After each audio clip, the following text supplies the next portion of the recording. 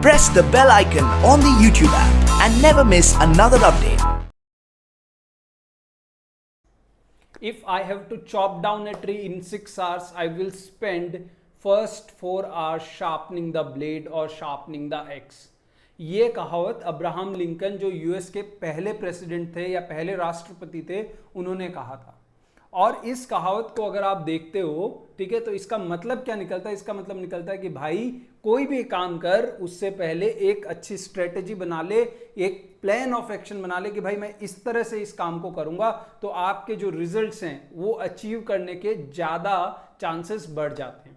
और सेम चीज अप्लाई होती है हम क्लास 12th के सिलेबस में। तो देखो क्लास 11th क्लास 12th में बच्चा कैसे प्रिपेयर करता है? वो किताब उठाता है, ठीक है, लेक्चर्स देखता है, जो क्वेश्चन उसको मन में आता है, जो सही लगता है वो प्रैक्टिस कर लेता है, जो सही नहीं लगता है उसे छोड़ देता है। और फिर उसके बाद वो रिजल्ट जाता है, जब एग्जाम देने जाता है, ठीक है, वो रिजल्ट्स आते हैं तो वो उसके एक्सपेक्टेशन के हिसाब से नहीं आते हैं, और फिर वो बच्चा बोलता है कि सर मेरे को तो अकाउंट्स क्या लगता है, डिफिकल्ट लगता है। अब ये स्ट्रेटेजी जो है ना आपकी, कि जो सामने आया वो पढ़ लिया, ठीक है, उसके बाद जाके एग्जाम दे के आ गए, ये बाकी सब सब्जेक्ट में तो टू एन एक्सटेंट चल जाती है, क्योंकि most of them are theoretical subjects, right. But accounts में नहीं चल पाती है, क्योंकि अकाउंट्स एक प्रैक्टिकल सब्जेक्ट है और एक कॉन्सेप्चुअल सब्जेक्ट है। तो इसमें आप बुक उठाओ और पढ़ने लग जाओ और आपको समझ में आए, ऐसा नहीं हो सकता, क्योंकि सारी चीजें लाइन से क्या होती हैं, फ्लो होती है। समझ में आ रहा है? तो इसके लिए आज का सेशन हमने इसलिए रखा है कि भाई आज के सेशन में हम लोग क्या करने वाले हैं, बेसिकली हम लोग एक स्ट्रेटेजी ड्रॉ करेंगे कि भाई पहले तो हम ये समझेंगे हमारा सिलेबस क्या है, ठीक है, क्लास 12th में क्या क्या पूछती है बोर्ड, ठीक है। दूसरा, उस सिलेबस में कितना एफर्ट लगेगा और कैसे उसकी प्लानिंग करनी है। तीसरा, जब आप मेरे लेक्चर देखोगे, ठीक है, लेक्चर देखने के बाद आपको जो क्वेश्चंस प्रैक्टिस करने वो किस तरह से प्रैक्टिस करने। और मेरे पास इतने सारे डीके गोयल और ये टीएस ग्रेवाल और बाकी सब बुक्स देखोगे तो इतनी मोटी मोटी बुक है, सारी तीनों रख दोगे तो भाई इतनी बुक पढ़ी जाती है क्या? बच्चों आप तो क्लास 12th में हो, कोई भी स्टूडेंट कहीं का भी हो, इतनी सारी बुक वो नहीं पढ़ सकता एक साथ, राइट। तो हम उस बुक को, जो इसकी साइज इतनी मोटी दिखती है, उसको कैसे हम शॉर्टन कर सकते हैं और कैसे कुछ सिलेक्ट क्वेश्चन प्रैक्टिस करके हम लोग क्या कर सकते हैं, बेटर रिजल्ट्स ला सकते हैं। तो क्लास 12th में आपकी ये स्ट्रेटेजी, 11th में ये स्ट्रेटेजी रहती है, जो आया वो पढ़ लिया और बाकी छोड़ दिया। लेकिन जो आप प्रोफेशनल एग्जाम्स देते हो, मैंने सीए दिया है, ठीक है, ऐसे आप सीए है, सीपीए है, सीएमए है, सीएस है, जब आप ये एग्जाम्स देते हो ना, इस एग्जाम्स में आपका सिलेबस इतना ज़्यादा होता है कि आप जो सामने आया वो पढ़ लूँ, उससे काम चलने वाला नहीं है। ऐसे तो आप क्या करो, 4-5 साल तो आप सिर्फ सिलेबस ही पढ़ते रह जाओगे, आप कभी उस एग्जाम में पास नहीं हो पाओगे। तो इसके लिए हम क्या करते हैं, क्या हम सारा सिलेबस पढ़ते हैं सीए के अंदर? The answer is no. हम लोग उसको स्ट्रेटेजाइज करते हैं कि भाई कौन सा इंपॉर्टेंट है, कौन सा इंपॉर्टेंट नहीं है, कौन सा पढ़ने से काम चल जाएगा, कौन सा पहले करना चाहिए, कौन सा बाद में करना चाहिए, ताकि कम टाइम लगे। ये सारी चीज़ें हम लोग पहले एनालाइज करते हैं और फिर उसके बाद हम उस सिलेबस में कूदते हैं और फिर हम लोग दूसरी तरफ निकलते हैं, वो एग्जाम्स पास कर जाते हैं। अब आपने ये भी सुना होगा कि सीए का रिजल्ट सर बहुत कम आता है। उसका रीज़न एक ये भी है कि स्टूडेंट सीए में भी जो क्लास 11-12th में वो स्ट्रेटेजी लगाता है पास होने के लिए कि जो सामने आया वो पढ़ लिया और बाकी राधे राधे, ठीक है। तो वो स्ट्रेटेजी जो है आपकी, वो सीए या फिर सीएस या सीएमए, सीपीए, इनमें नहीं चलती है। आपको बहुत स्ट्रेटेजिकली पहले ही सोचना पड़ता है क्या करना है और क्या नहीं करना है। क्लियर है? तो शुरू करते हैं आज का सेशन और देखते हैं कि हमें हमारा इस साल का जो प्लानिंग है, इस साल का जो स्ट्रेटेजी है, वो कैसे बनाना है।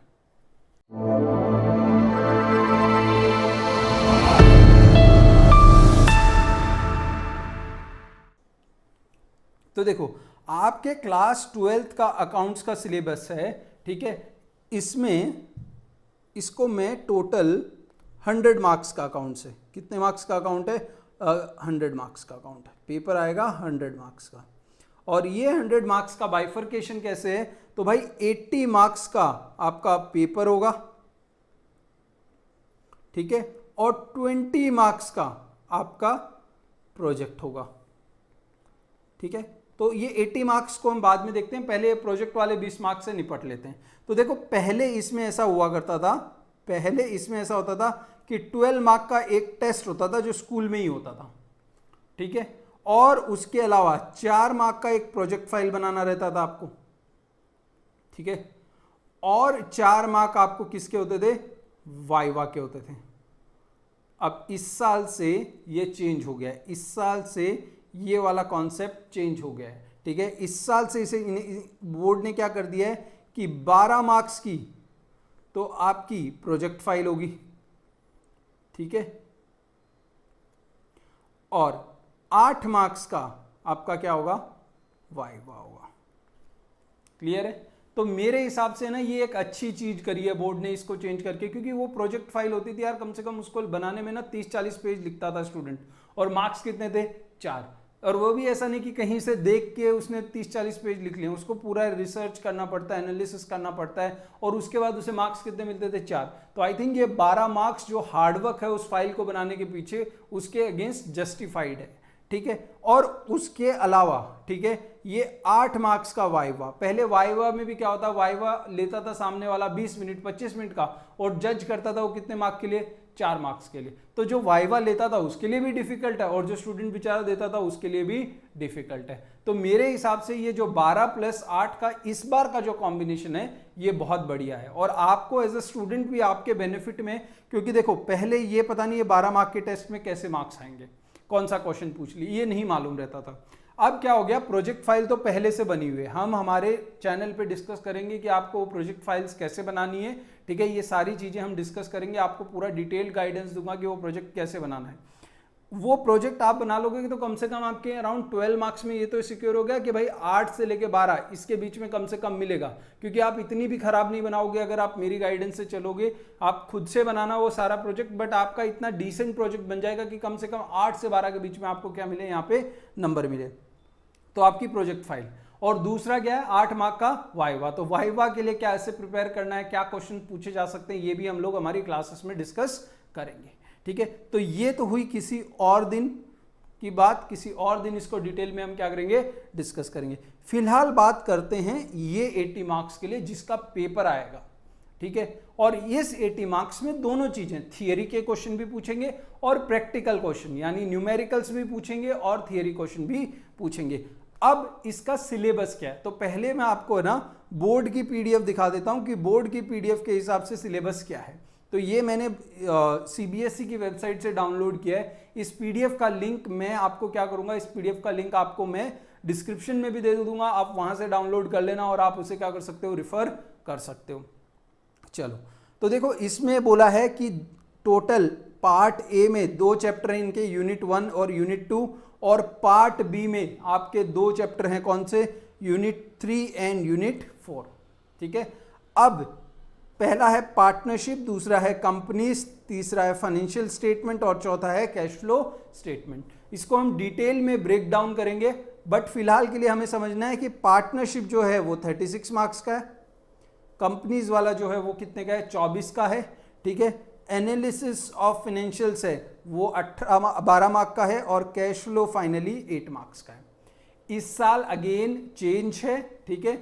एनपीओ करके पहले एक चैप्टर हुआ करता था, नॉन प्रॉफिट ऑर्गेनाइजेशंस, 10 मार्क का, वो हटा दिया गया है, और अब सिर्फ पार्ट ए में क्या है, पार्टनरशिप फर्म्स है और कंपनीज का अकाउंट से। अब इसको डिटेल में ब्रेक डाउन करते हैं, इतना समझने से कुछ नहीं होगा, ठीक है, इसको हमें डिटेल में अंदर समझना पड़ेगा कि क्या है। तो देखो इस पूरे सिलेबस को मैं 4 पार्ट में डिवाइड कर देता हूं। इस पूरे सिलेबस को क्या करूंगा मैं, 4 पार्ट में। तो पहला पार्ट है पार्टनरशिप, दूसरा पार्ट है कंपनीज अकाउंट, ठीक है, तीसरा पार्ट है CFS, कैश फ्लो स्टेटमेंट, क्या, कैश फ्लो स्टेटमेंट, और चौथा पार्ट है एनालिसिस ऑफ FS, ठीक है। ये 4 हिस्सों में मैंने सिलेबस को क्या कर दिया, यहां पे मैंने डिवाइड कर दिया है। अब इसको समझते हैं कि इसके अंदर क्या क्या कवर है। तो देखो जो इसके अंदर 5 चैप्टर कवर हैं, कितने चैप्टर कवर हैं, 5 चैप्टर कवर हैं। अब ये 5 चैप्टर कौन से हैं, तो पहला है बेसिक्स, बोल सकते हो आप, बेसिक्स ऑफ पार्टनरशिप, कि पार्टनरशिप की बेसिक अकाउंटिंग कैसे होती है, ठीक है। उसके बाद आप बोल सकते हो चेंजेस इन PSR, PSR मतलब क्या, प्रॉफिट शेयरिंग रेशियो, PSR का शॉर्ट फॉर्म है, लॉन्ग फॉर्म क्या है, प्रॉफिट शेयरिंग रेशियो। तीसरा है एडमिशन ऑफ ए पार्टनर, ठीक है, क्या, एडमिशन ऑफ ए पार्टनर, और चौथा है रिटायरमेंट और death of A partner, retirement और डेथ ऑफ ए पार्टनर। पांचवा क्या है, तो पांचवा है आपका dissolution of a firm, dissolution of a firm.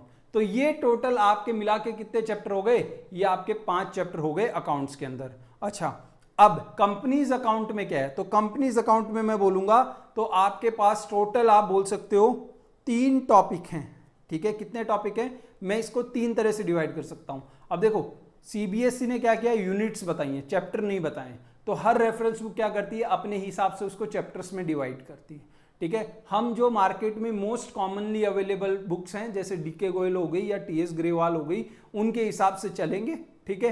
But just अभी समझने के हिसाब से आप ऐसा समझ सकते हो कि एक चैप्टर या एक टॉपिक है इश्यू ऑफ शेयर्स, ठीक है, शेयर्स को कैसे इशू करते हैं। दूसरा आप ये समझ सकते हो इश्यू ऑफ शेयर के बाद क्या समझ सकते हो आप, दूसरा इश्यू ऑफ डिबेंचर्स। अब सर डिबेंचर क्या होता है बच्चों, टाइम आने पे सब समझाऊंगा, फिलहाल तो हम सिर्फ क्या देख रहे हैं, सिलेबस देख रहे हैं। और तीसरा है रिडम्पशन ऑफ डिबेंचर। अब बोलोगे सर रिडम्पशन ऑफ शेयर्स नहीं है क्या, तो बेटा शेयर्स कभी रिडीम नहीं होते हैं अनटिल अनलेस वो प्रेफरेंस शेयर हो, ठीक है। और वो टॉपिक्स यहाँ कवर नहीं होते, वो सीए इंटर में कवर होते हैं एक तरह से, ठीक है। तो रिडम्पशन ऑफ डिबेंचर ये है, तो ये 3 टॉपिक यहां पे आ जाएंगे। अच्छा, कैश फ्लो स्टेटमेंट में क्या है, तो कैश फ्लो स्टेटमेंट में सिर्फ एक ही चैप्टर है और उसका नाम खुद का क्या है, कैश फ्लो स्टेटमेंट। उसके अलावा क्या है, तो एनालिसिस ऑफ फाइनेंशियल स्टेटमेंट में देखो काफी चैप्टर हैं बट बड़े छोटे छोटे हैं, मतलब बहुत ही मिनिमम बहुत ही कम लेंथ के टॉपिक हैं। अगर मैं इसमें एनालिसिस ऑफ फाइनेंशियल स्टेटमेंट की बात करूं तो आपका पार्टनरशिप का कोई भी एक चैप्टर उठा लो, ठीक है, एक चैप्टर और एक तरफ रख लो और एनालिसिस ऑफ फाइनेंशियल स्टेटमेंट पूरी यूनिट एक तरफ रख लो, फिर भी जो पार्टनरशिप का जो है ना उसमें ज्यादा वेटेज होगा, वो ज्यादा आपका टाइम लेगा इन टर्म्स ऑफ प्रिपरेशन। तो इसमें बहुत सारे चैप्टर्स हैं जैसे कॉमन साइज स्टेटमेंट, ठीक है, कंपैरेटिव स्टेटमेंट,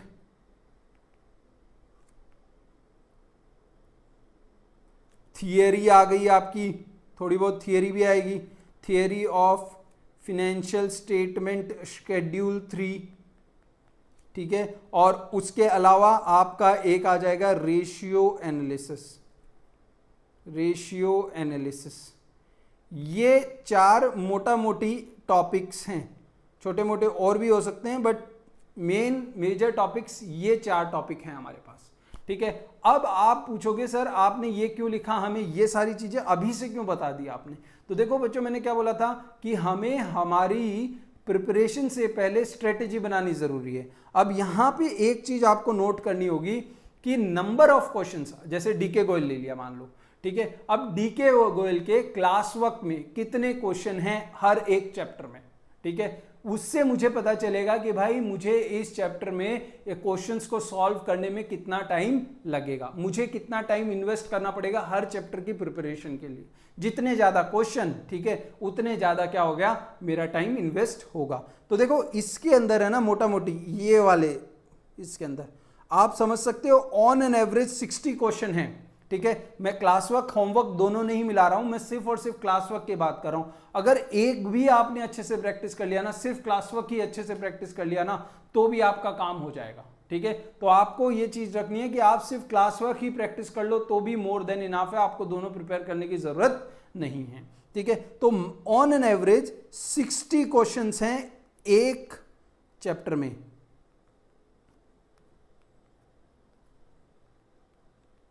ईच चैप्टर, ठीक है। और ऐसे कितने चैप्टर हैं, तो कहने से 5 चैप्टर हैं, तो कितने क्वेश्चन हो गए, तो रफली 300 क्वेश्चंस हो गए। अब आप गिनने जाओगे ना तो हो सकता है कुछ ज्यादा भी हो कुछ कम भी हो, बट मैंने किस हिसाब से सोचा कि यूजुअली जो बड़े क्वेश्चंस आते हैं ना वो पूरी बैलेंस शीट बनाने वाला क्वेश्चन आता है, ठीक है। तो वो क्वेश्चन के हिसाब से कितने क्वेश्चन हो सकता है, उसमें 3-4 छोटे क्वेश्चन होंगे तो 3-4 के इक्विवेलेंट एक क्वेश्चन बन जाएगा, ठीक है। तो उस हिसाब से मैंने मोटा मोटी देख लिया कि भाई अराउंड 300 क्वेश्चन है पार्टनरशिप के अंदर, ठीक है सर। आगे बताओ उसके बाद शेयर्स के अंदर कितने क्वेश्चंस है, तो शेयर्स के अंदर आपके इश्यू ऑफ शेयर्स के अंदर अराउंड मान के चलो 70 के आसपास लगभग क्वेश्चंस है मोटा मोटी, ठीक है। मैं अगेन स्पेसिफिक्स नहीं जा रहा हूं। और यहाँ इशू ऑफ डिबेंचर और रिडम्पशन ऑफ डिबेंचर्स के अंदर 30 to 40 क्वेश्चन है। मैं अपर साइड में मान के चलता हूँ 40 क्वेश्चन, तो कितने हो गए 110 क्वेश्चन ये हो गए, ठीक है। और कैश फ्लो के अंदर आप ऐसे तो 80 क्वेश्चन है डीके गोयल में, बट कुछ कुछ तो वन लाइनर है उसके अंदर, ठीक है। तो मैं सही अगर मैं फुल साइज क्वेश्चन की बात करूं तो वो अराउंड कितने 40-45 क्वेश्चन है। मैं हायर साइड में मान के चलता हूं 45 क्वेश्चन है।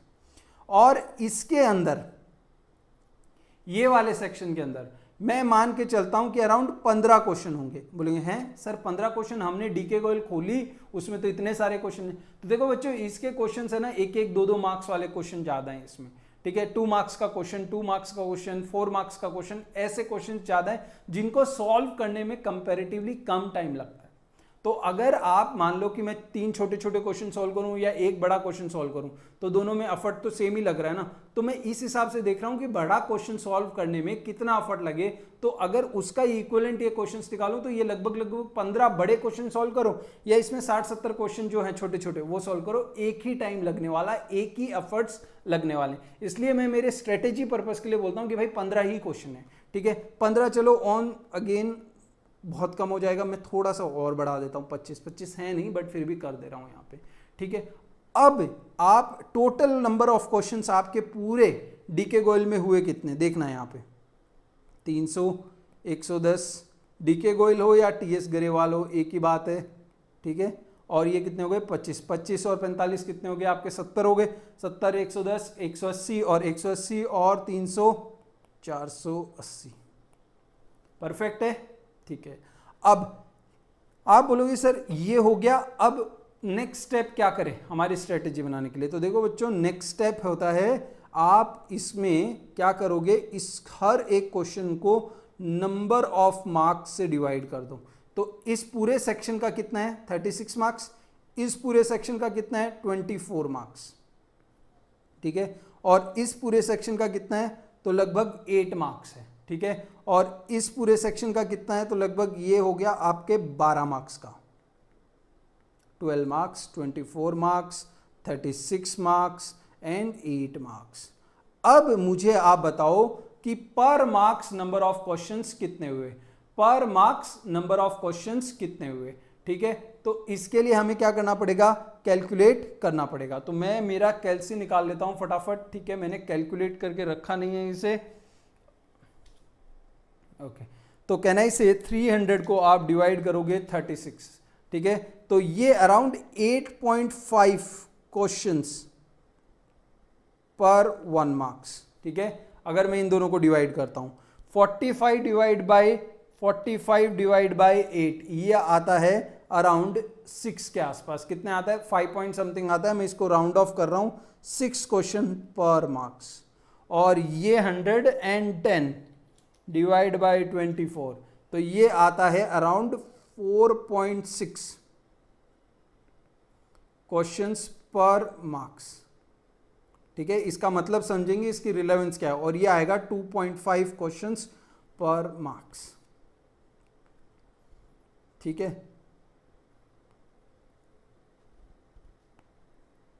आपको येलो हाईलाइट क्लियरली दिख रहा होगा। तो अब इसमें देखो सबसे पहली चीज देखो, सबसे ज्यादा मार्क्स के हिसाब से सबसे इंपॉर्टेंट सेक्शन कौन सा है, तो भाई सबसे ज्यादा मार्क्स के हिसाब से तो ये इंपॉर्टेंट है, क्योंकि पार्टनरशिप में से कितने मार्क्स का आता है, लगभग 36 मार्क्स का आता है। वेरी गुड, ठीक है। उसके अलावा आप बोलोगे इसके अलावा कौन सा इंपॉर्टेंट है, तो उसके अलावा कहना इसे सेकंड नंबर पे ये आ जाएगा आपका, क्यों, क्योंकि इसमें 24 मार्क्स का आता है।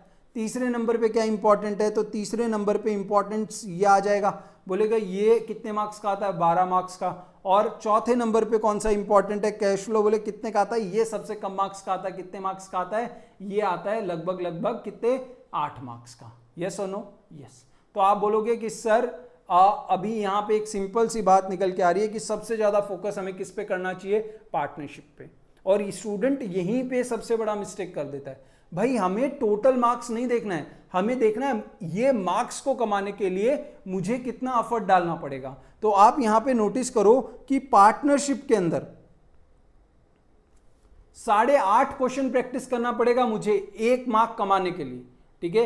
अगर मुझे 1 मार्क्स स्कोर करना है बोर्ड एग्जाम के अंदर तो मुझे लगभग कितने क्वेश्चन सॉल्व करने पड़ेंगे? 8.5 क्वेश्चन सॉल्व करने पड़ रहे हैं पर क्वेश्चन, पर मार्क्स, ये सुनो। बट यही अगर आप शेयर कैपिटल में देखोगे तो ऑलमोस्ट आधा हो गया, सिर्फ और सिर्फ 4.5 क्वेश्चन प्रैक्टिस करने पड़ रहे हैं मुझे 1 मार्क्स के लिए। और अगर आप इसको एनालिसिस ऑफ फाइनेंशियल स्टेटमेंट में आ जाते हो तो ये तो और ही कम हो गया, मुझे सिर्फ 2.5 क्वेश्चन प्रैक्टिस करना है, 2.5 क्वेश्चन। अगर ऐसे समझो कि एक क्वेश्चन को सॉल्व करने के लिए मुझे 30 मिनट्स लगते हैं, तो मुझे कितना टाइम लगाना पड़ेगा? तो देखो यहां पे 30, 60 and again 75, 1 hour 15 minutes 1 mark के लिए मुझे प्रैक्टिस करना पड़ रहा है। किसमें? एनालिसिस ऑफ फाइनेंशियल स्टेटमेंट वाले सेक्शन में, इस सेक्शन के अंदर, ठीक है। और यहां पे आप देखोगे तो यहां पे आप 4.6 यानी ये कितना हो गया? ये आपका अराउंड 2.25 घंटे के आसपास हो गया, ठीक है। 2.25 घंटे 1 मार्क्स के लिए। और यहां पे कितना घंटा हो गया?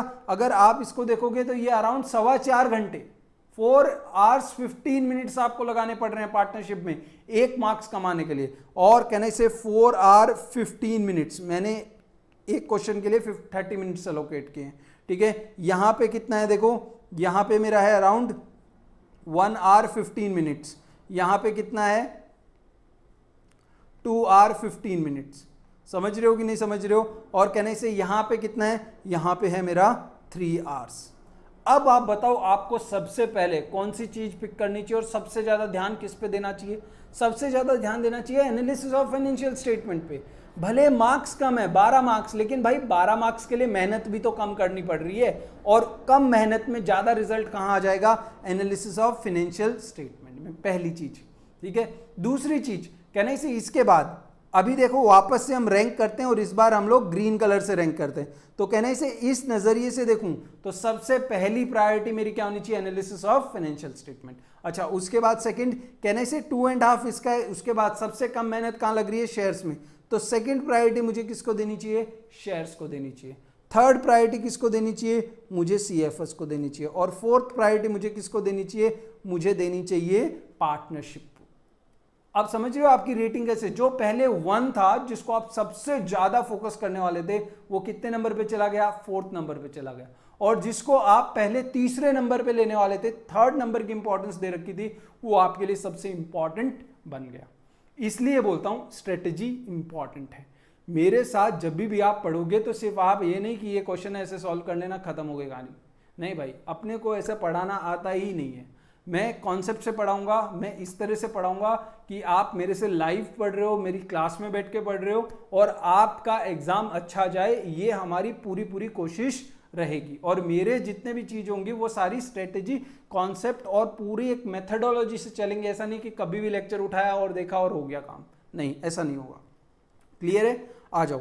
अब यहां पे एक चीज नोटिस करते हैं कि अब ये तो पता चल गया कि सर सबसे इंपॉर्टेंट क्या? Analysis of financial statement. Importance इसकी इस सेंस में कि कम मेहनत में सबसे ज्यादा मार्क्स ये देगा।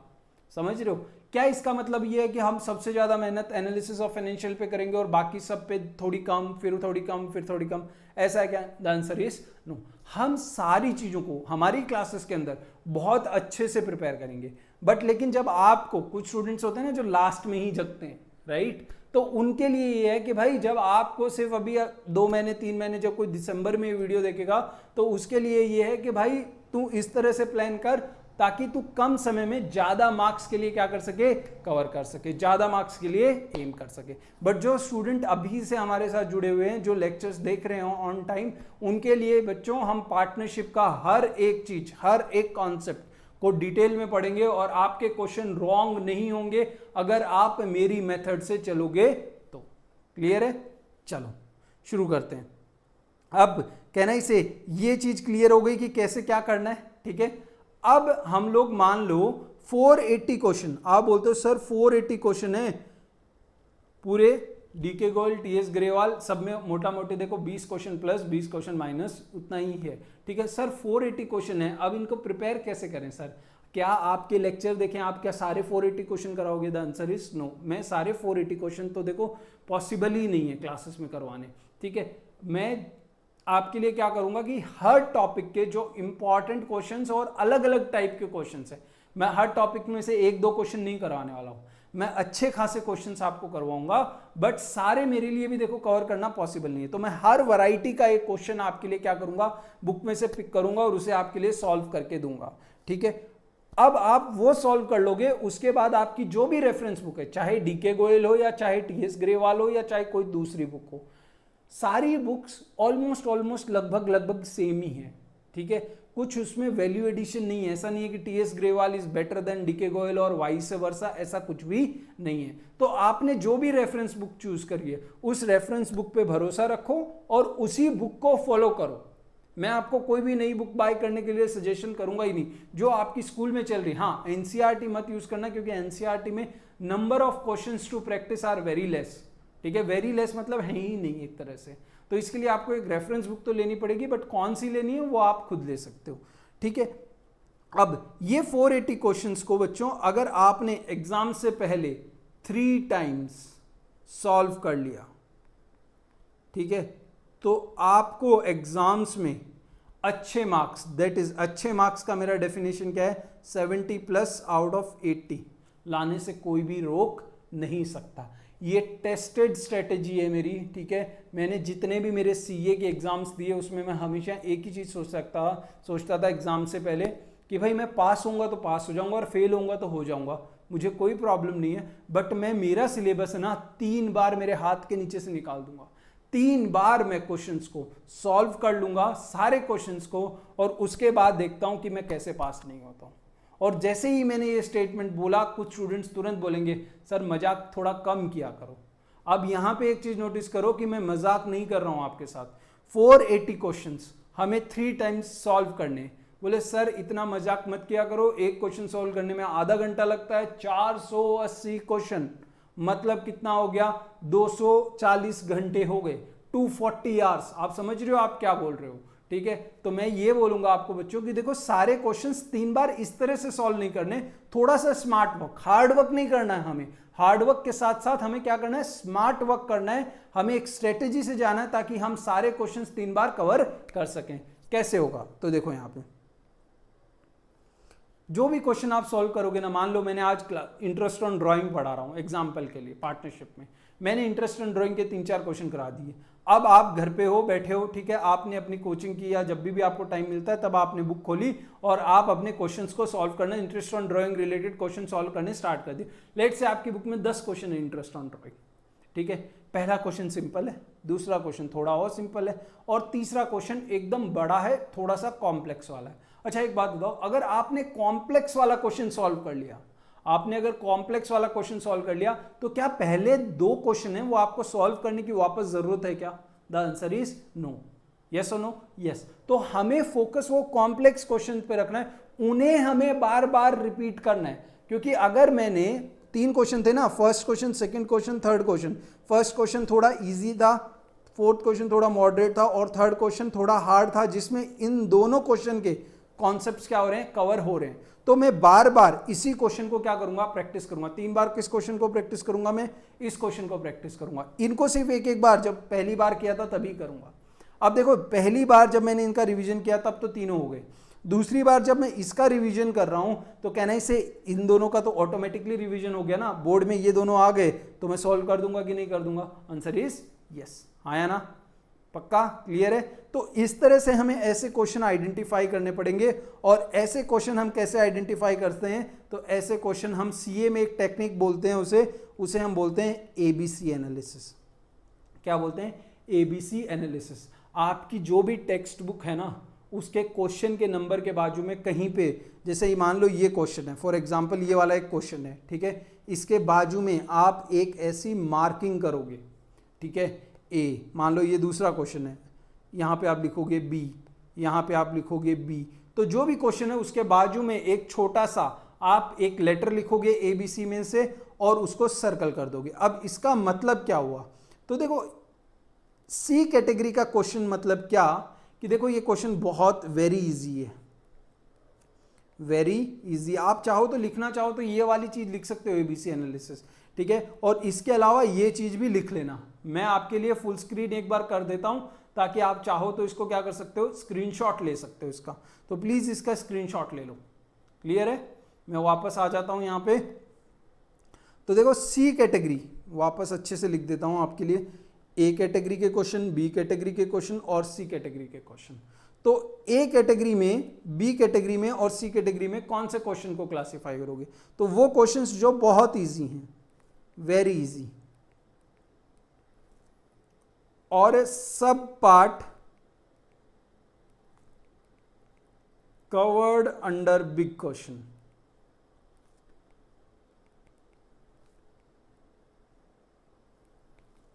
और रिपीटेटिव क्वेश्चंस, तो जो क्वेश्चन आपको रिपीट टाइप के लग रहे हैं उनको आप क्या मार्क कर दोगे कि ये सी कैटेगरी का क्वेश्चन है।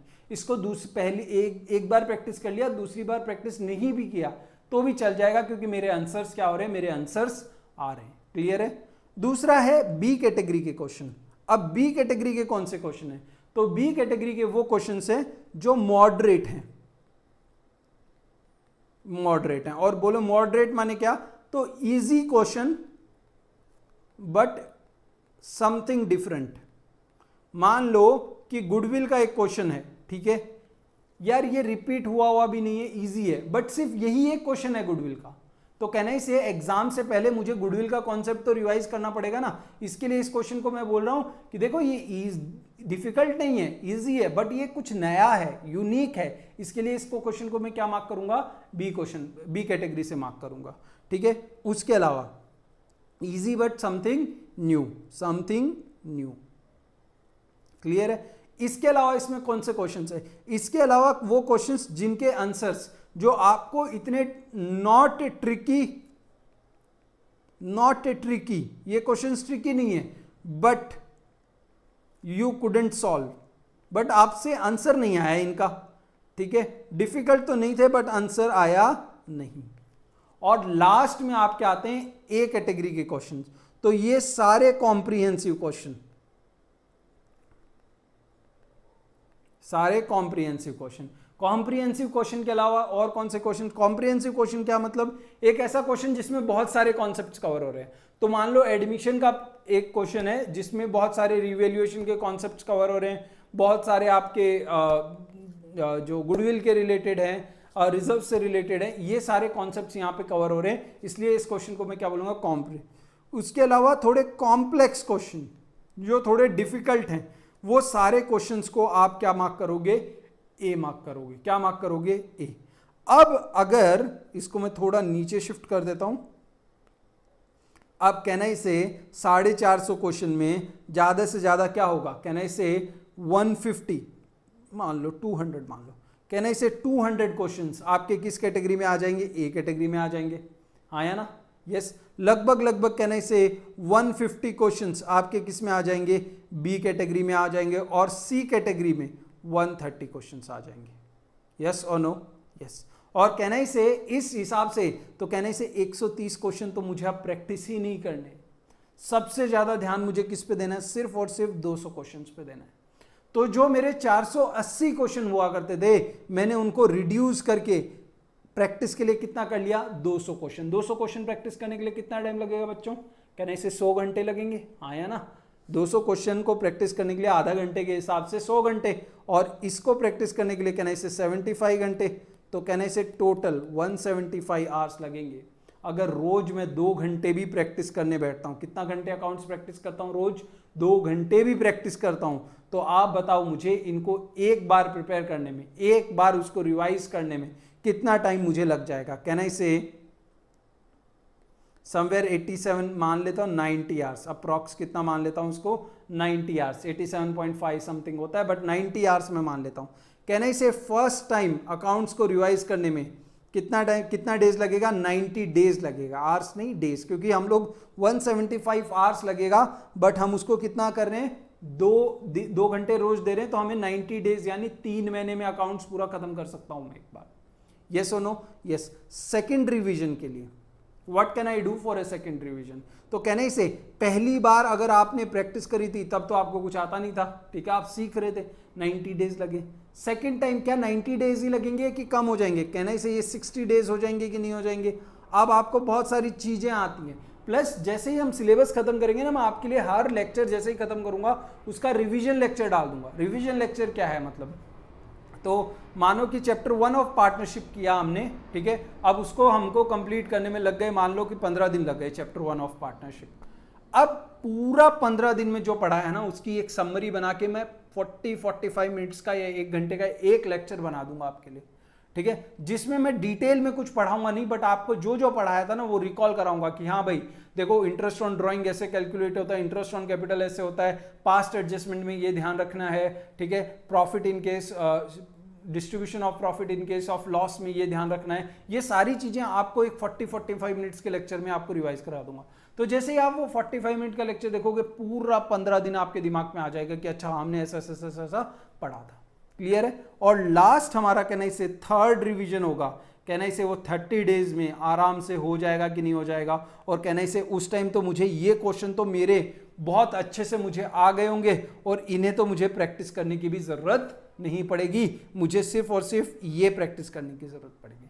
और इसमें होगा क्या, कहने से वो 200 क्वेश्चन वो हैं जो बार बार गलत होते हैं, तो कहने से एक तरह से आपकी मेमोरी में भी वो फीड हो जाएंगे कि यार ये क्वेश्चन आता तो इसमें ये ट्रिक होती है, ऐसे सॉल्व करना है। रेदर देन आप सारे क्वेश्चन प्रैक्टिस करते हो ना, तो जो इंपॉर्टेंट है वो भी छूट जाता है, जो नॉन इंपॉर्टेंट है वो भी छूट जाता है।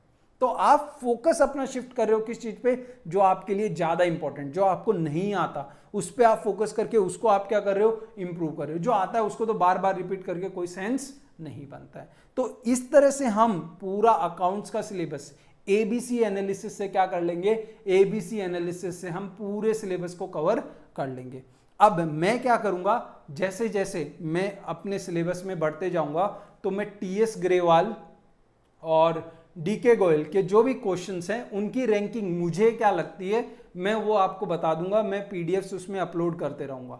ठीक है, आपको क्या करना है उसके अंदर, आपको मेरी एबीसी रैंकिंग को लेना है। ठीक है, उसके बाद आप असेस करना है कि आपके लिए क्या ये क्वेश्चन आपके लिए भी डिफिकल्ट था। आप बोलते हो सर आपने इस क्वेश्चन को ये मार्क किया लेकिन मेरे को तो यूं आ गया, ठीक है, तो आप सी मार्क कर लो। ठीक है, मेरी जो इंडिकेटिव है, मैंने बोला मान लो क्वेश्चन ए को, क्वेश्चन 1 को ए मार्क करो, क्वेश्चन 2 को बी मार्क करो। आप अग्री करते हो तो ठीक है इस असेसमेंट से, नहीं अग्री करते हो तो आप उसको चेंज कर सकते हो। क्लियर है? और ये रैंकिंग हमेशा कब होगी, जब फर्स्ट टाइम आप सारे क्वेश्चन सॉल्व कर लोगे, रिवाइज कर लोगे, उसके बाद फर्स्ट राउंड के बाद आप एबीसी एनालिसिस हर क्वेश्चन का करना स्टार्ट कर दोगे। क्लियर है? तो इस तरह से पूरा हम लोग हमारा क्लास 12th के सिलेबस को क्या करेंगे, क्लास 12th के सिलेबस को हम लोग पूरी स्ट्रेटेजी से प्लान करेंगे। अच्छा, अब मैं क्या करने वाला हूं आपके लिए, हम कैसे पूरे को देखने वाले हैं, तो मैं क्या करूंगा, रोज आपके लिए 40-45 मिनट्स का, और हो सकेगा तो कभी कभी 2 वीडियोस भी आपके लिए every day starting coming Saturday that is 16th of सितंबर से आपके लिए वीडियोस डालना स्टार्ट कर दूंगा। ठीक है, तो 16th ऑफ सितंबर से आपके लिए वीडियोस आने स्टार्ट हो जाएंगे। आप कभी रोज एक video bare minimum I try to give you, if not then I try to, if I can then I try to give you 2 videos every day. आपको क्या करना है, बैकलॉग नहीं होने देना है। आपको क्या करना है, तुरंत उसको क्या करना है, आपको देखते जाना है, और अपनी जो डीके गोयल और टीएस ग्रेवाल है उसके रिलेटेड क्वेश्चंस को सॉल्व करते जाना है। क्लियर है? पक्की है बात? कुछ डाउट है? ओके, तो अभी हम स्टार्ट किससे करने वाले हैं हमारी क्लासेस, तो नेक्स्ट सेशन में जब मैं आपसे मिलूंगा तो मैं आपसे मिलूंगा इस चैप्टर के साथ, that is basics of partnership. तो हम बेसिक्स ऑफ पार्टनरशिप का जो चैप्टर है उसके कॉन्सेप्ट से हम आपके साथ शुरुआत करेंगे, और हम सारे जो थियरी से स्टार्ट करेंगे और फिर सारे प्रैक्टिकल्स क्वेश्चंस को करते करते हम पूरा चैप्टर को खत्म करेंगे। तो अगर आपको ये वीडियो अच्छा लगा है तो पहली चीज़ तो इसका स्क्रीनशॉट ले लो, और इसका स्क्रीनशॉट ले लो अगर आपने अभी तक नहीं लिया है। दूसरी चीज़, अगर आपको प्लीज़ ये वीडियो अच्छा लगता है तो अपने फ्रेंड्स के साथ ज़रूर शेयर करना, और आप मुझे कमेंट्स में बता दो कि आपको ये जो स्ट्रेटेजी की प्लानिंग है वो कैसी लगी है। ठीक है, इसके अलावा मिलते हैं आपको नेक्स्ट लेक्चर में मैं मिलता हूँ किसका, बेसिक्स ऑफ पार्टनरशिप के थियरी के साथ।